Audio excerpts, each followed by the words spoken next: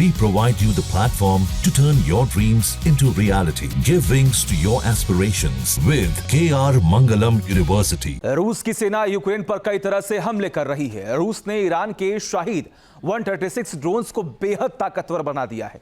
इन drones में चीन के पुर्जे और अमेरिकी कंपनी एनवीडिया के माइक्रोचिप लगाकर इन ड्रोन्स को सुपर कंप्यूटर जितना तेज बना दिया गया।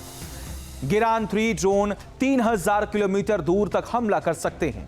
ये ड्रोन 185 किलोमीटर प्रति घंटा की गति से उड़ते हैं। 90 किलो वॉरहेड में ये कामिकाज़े ड्रोन हमला करते हैं। 5000 फीट की ऊंचाई तक उड़कर ये ड्रोन टारगेट पर पहुंचते हैं। इन ड्रोन्स में सुपर कंप्यूटर माइक्रोचिप लगी हुई है, जिससे ये ड्रोन खुद ही टारगेट चुनकर हमला कर सकते हैं। इसीलिए इस ड्रोन को बेहद ही घातक माना जा रहा है।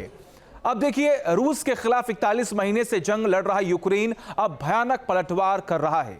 यूक्रेन ने रूस के आर्टिफिशियल इंटेलिजेंस ड्रोन हमलों को तबाह करने का हथियार खोज लिया है।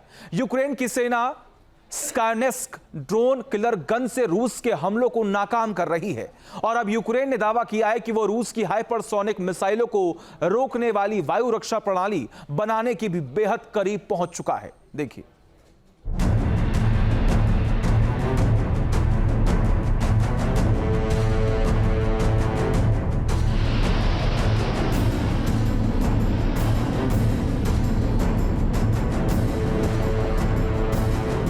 यूक्रेन का हमला भारी, रूस में तबाही जारी।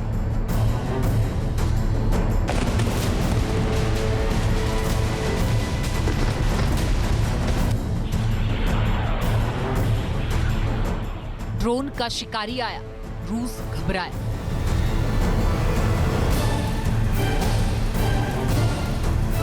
एआई ड्रोन का काल, पलटवार विकराल।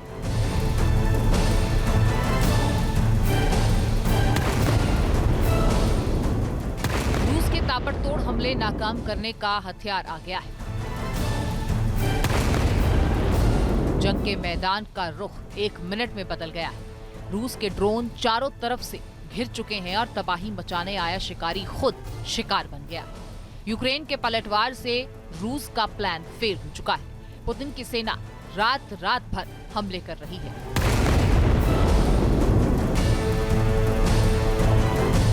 लेकिन यूक्रेन के नए शिकारी ने इन हमलों को नाकाम किया है।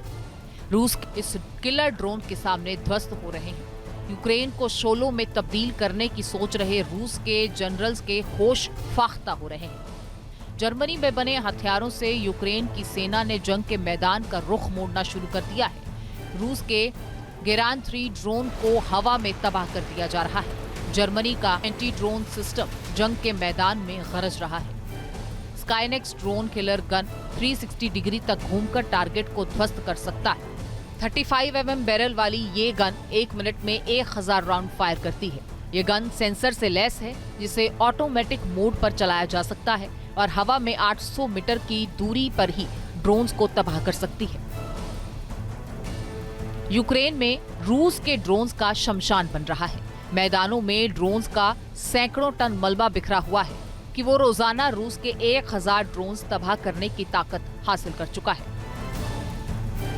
इस युद्ध में रूस जितने नए हथियार बना रहा है, यूक्रेन भी उतनी ही ताकत से पलटवार कर रूस को चौंका रहा है।